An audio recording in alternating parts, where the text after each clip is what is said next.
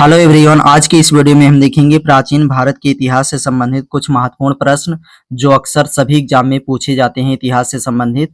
तो देर ना करते हम चलते हैं वीडियो की तरफ और देख लेते हैं सारे क्वेश्चन को। लगभग 50 से 60 क्वेश्चन देखेंगे, बहुत ही इंपॉर्टेंट क्वेश्चन जो अक्सर पूछे जाते हैं। किसी भी एग्जाम्स की तैयारी अगर कर रहे हैं तो ये वीडियो आपके लिए बहुत ही हेल्पफुल होने वाला है। तो चलिए देख लेते हैं प्राचीन भारत का इतिहास। सबसे पहला पॉइंट है, इतिहास के जनक हेरोडोटस हैं। हेरोडोटस जो हैं फ्रेंड्स, ये इतिहास के जनक हैं। इन्होंने हिस्टोरिका नामक पुस्तक लिखी है। कौन सी पुस्तक लिखी है? हिस्टोरिका नामक पुस्तक लिखी है। नेक्स्ट पॉइंट है, प्रागैतिहासिक काल। तो इस काल का कोई लिखित साक्ष्य उपलब्ध नहीं है, केवल पुरातात्विक साक्ष्य उपलब्ध है, ये ध्यान देना। और जो प्रागैतिहासिक काल होते हैं फ्रेंड्स, इस काल को 3 भागों में विभाजित किया गया है। जो प्रागैतिहासिक काल है इसे 3 भागों में विभाजित किया गया है। पहला है पुरापाषाण काल, दूसरा है मध्यपाषाण काल, तीसरा है नवपाषाण काल, ये ध्यान देना। नेक्स्ट पॉइंट है, आग का आविष्कार पुरापाषाण काल में हुआ। अगर पूछ लेगा क्वेश्चन में कि पुरापाषाण काल यानी आग का जो आविष्कार हुआ था वो किस काल में हुआ था, तो पुरापाषाण काल में हुआ था। नेक्स्ट क्वेश्चन है, पहिए का आविष्कार नवपाषाण काल में हुआ था। पहिए का आविष्कार नवपाषाण काल में हुआ था। और कृषि का आविष्कार नवपाषाण काल में हुआ था, यानी कृषि का भी आविष्कार किस काल में हुआ था, तो नवपाषाण काल में हुआ था, ये ध्यान देना। मनुष्य ने घर बनाने की प्रवृत्ति किस काल में सीखी, तो ये सीखी फ्रेंड नवपाषाण काल में। नवपाषाण काल में, ये ध्यान देना। नेक्स्ट है, मनुष्य ने सबसे पहले कुत्ते को अपना पालतू पशु बनाया। किसको बनाया? कुत्ते को। कुत्ते को ध्यान देना, कुत्ते को सबसे पहले पालतू पशु बनाया था मनुष्यों ने। नेक्स्ट पॉइंट है, पुरापाषाण काल में मानव की जो जीविका थी फ्रेंड्स, उसका मुख्य आधार क्या था, तो वो था शिकार। शिकार याद रख लेना। नेक्स्ट है, पुरापाषाण काल में पत्थर के औजार सबसे पहले पाए गए थे। पुरापाषाण में अगर बात की जाए तो सबसे पहले कौन से औजार पाए गए थे, तो पत्थर के औजार सबसे पहले पाए गए थे। पत्थर के औजार, ये ध्यान देना। नेक्स्ट है, भीमबेटका। भीमबेटका पुरापाषाण का एक प्रसिद्ध स्थल है जो कहाँ पर है? मध्य प्रदेश में स्थित है। जो भीमबेटका है फ्रेंड्स, ये एक प्रकार का पुरापाषाण का एक स्थल है, प्रसिद्ध स्थल है। और ये कहाँ पर स्थित है? मध्य प्रदेश में स्थित है। और ये आया है एसएससी सीजीएल 2023 में, ये पूछा गया था। और ये भी बहुत इंपॉर्टेंट क्वेश्चन है, ये भी पूछा गया था एसएससी जीडी में 2023 में। चले नेक्स्ट देख लेते हैं, उच्च पुरापाषाण कालीन हड्डी की बनी मातृ देवी की प्रतिमा बेलन घाटी उत्तर प्रदेश से प्राप्त हुई है। तो ये ध्यान देना है, उच्च पुरापाषाण कालीन हड्डी की बनी जो मातृ देवी की प्रतिमा थी वो कहाँ से मिली, तो बेलन घाटी से मिली, जो कहाँ पर है? उत्तर प्रदेश में है, ये ध्यान देना। और ये पूछा गया है एसएससी एमटीएस 2022 में पूछा गया सवाल है। चले नेक्स्ट देख लेते हैं, प्राचीन भारतीय इतिहास के नवपाषाण काल में मिट्टी के बर्तनों का पता लगाया गया था। तो ये ध्यान देना फ्रेंड, नवपाषाण काल में मिट्टी के बर्तनों का पता लगाया गया था, यानी कि मिट्टी के बर्तनों का पता कब लगाया गया था, तो नवपाषाण काल में पता लगाया गया था। नेक्स्ट है, मनुष्य ने सबसे पहले तांबा धातु का प्रयोग किया। अगर उसमें क्वेश्चन में आ गया कि बताओ कि मनुष्यों ने सबसे पहले कौन सी धातु का प्रयोग किया, तो ऑप्शन इसका तांबा सही रहेगा। ऑप्शन तांबा पर आपको टिक करना है। नेक्स्ट पॉइंट है, मनुष्य द्वारा प्रयोग किया जाने वाला प्रथम औजार यानी सबसे पहला औजार कौन सा था, तो वो था कुल्हाड़ी। कुल्हाड़ी याद रख लेना फ्रेंड्स। नेक्स्ट पॉइंट है, मनुष्य द्वारा बोई गई सबसे पहली फसल कौन सी थी, तो वो था फ्रेंड जौ। जौ या यौ उसे बोला जाता है, जौ या यौ। तो ये ध्यान देना, मनुष्य द्वारा बोई गई सबसे पहली फसल जौ थी। नेक्स्ट है, प्राचीन सिक्कों को आहत सिक्के कहा जाता था। जो प्राचीन सिक्के होते हैं उन्हें हम क्या कहते थे, तो उन्हें आहत सिक्के कहा जाता था। उन्हें आहत सिक्के। आहत सिक्के यानी पंचमार्क सिक्के ईसा पूर्व 5वीं सदी के हैं। 5वीं सदी के हैं ये फ्रेंड्स, आहत जो सिक्के हैं। और ठप्पा मारकर निर्मित किए जाने के कारण भारतीय भाषा में इन्हें आहत मुद्रा के नाम से भी प्रसिद्ध कर दिया गया। मतलब आहत मुद्रा भी इसे कहते हैं। जब ठप्पा मारकर इसे निर्मित किया गया, उसके बाद भारतीय भाषा में इसे आहत मुद्रा भी कहने लगे। नेक्स्ट है, रोमिला थापर के अनुसार। रोमिला थापर के अनुसार लोहे का प्रयोग 800 ईसा पूर्व में आरंभ हुआ था। कब आरंभ हुआ था? तो 800 ईसा पूर्व में आरंभ हुआ था। अब हम देख लेते हैं प्रमुख वेद। प्रमुख वेद हम देख लेते हैं कि वेद कितने प्रकार के होते हैं और कौन कौन से हैं, सबके बारे में डिटेल से समझ लेते हैं। तो भारत के सबसे प्राचीन ग्रंथ, ये भारत का जो सबसे प्राचीन ग्रंथ की बात करें तो वो वेद है। तो वेद का शाब्दिक अर्थ क्या है? ज्ञान है। वेद का शाब्दिक अर्थ क्या है? ज्ञान है। वेदों की कुल संख्या 4 है। वेदों की कुल संख्या कितनी है? 4 है। पहला है ऋग्वेद, दूसरा है यजुर्वेद, तीसरा है सामवेद और चौथा है अथर्ववेद। चौथा है अथर्ववेद। ये ध्यान देना, और ये पूछा गया सवाल है, एसएससी सीएचएसएल में पूछा गया है 2023 में। ये भी बहुत ही इंपॉर्टेंट क्वेश्चन है। चलिए अब हम देख लेते हैं कुछ वेदों के बारे में और भी कुछ पॉइंट।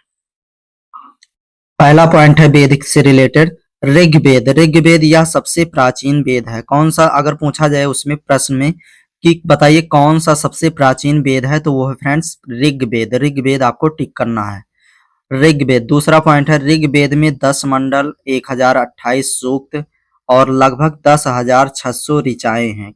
ये ध्यान देना, 10 मंडल, 1028 सूक्त और लगभग 10,600 ऋचाएं हैं। किसमें है? ऋग्वेद में। नेक्स्ट पॉइंट है ऋग्वेद की 5 शाखाएं हैं। कितनी शाखाएं हैं? 5 शाखाएं हैं, याद रख लेना। नेक्स्ट है ऋग्वेद में 25 नदियों का उल्लेख भी मिलता है। कितने नदियों का उल्लेख मिलता है? तो 25 नदियों का।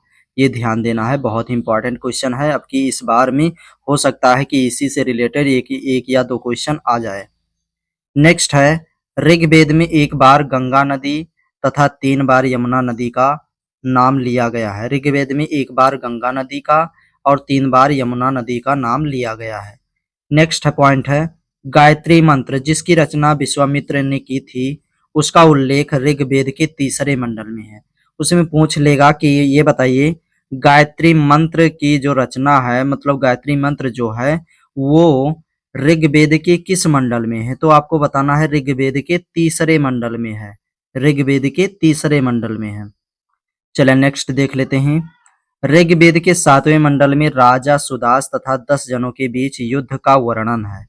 ऋग्वेद के 7वें मंडल में क्या है? राजा सुदास तथा 10 जनों के बीच युद्ध का वर्णन है। इस युद्ध में राजा सुदास की जीत हुई थी तथा यह युद्ध परुशणी नदी जो होता है फ्रेंड्स, इसको हम रावी नदी के नाम से अब जानते हैं। यानी कि वर्तमान में हम इसे रावी नदी के नाम से जानते हैं। तो रावी नदी के तट पर लड़ा गया था। नेक्स्ट पॉइंट है देवता सोम का उल्लेख 9वें मंडल में किया गया है, यानी 9वें मंडल में है। चले नेक्स्ट देख लेते हैं यजुर्वेद। यजुर्वेद यह वेद गद्य और पद्य दोनों में लिखा गया है। यह कर्मकांड प्रधान था। यह कर्मकांड प्रधान था। नेक्स्ट पॉइंट है यजुर्वेद के 2 भाग हैं। कितने भाग हैं? 2। पहला है कृष्ण यजुर्वेद, दूसरा है शुक्ल यजुर्वेद। अब हम देख लेते हैं सामवेद से रिलेटेड।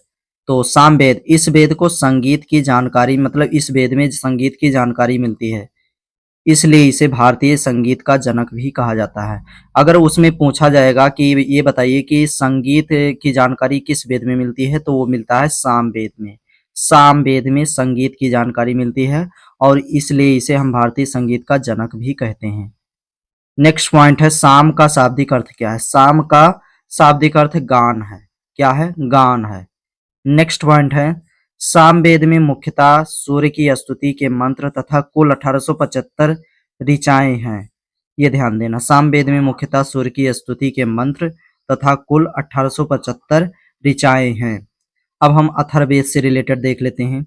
अथर्ववेद यह वेद सबसे बाद में लिखा गया वेद है। सबसे बाद में लिखा गया वेद कौन सा है? तो वो है अथर्ववेद। नेक्स्ट पॉइंट है इसे अथर्वागिरस वेद भी कहा जाता है। जो अथर्ववेद है फ्रेंड्स, इसे अथर्वागिरस वेद भी कहते हैं। इसी वेद में जादू टोना, तंत्र मंत्र, चिकित्सा, विवाह तथा लौकिक जीवन का उल्लेख है। उसमें पूछ लेगा कि ये बताइए किस वेद में जादू टोना, तंत्र मंत्र, चिकित्सा, विवाह और तथा लौकिक जीवन का उल्लेख है, तो आपको बता देना है कि अथर्ववेद में है।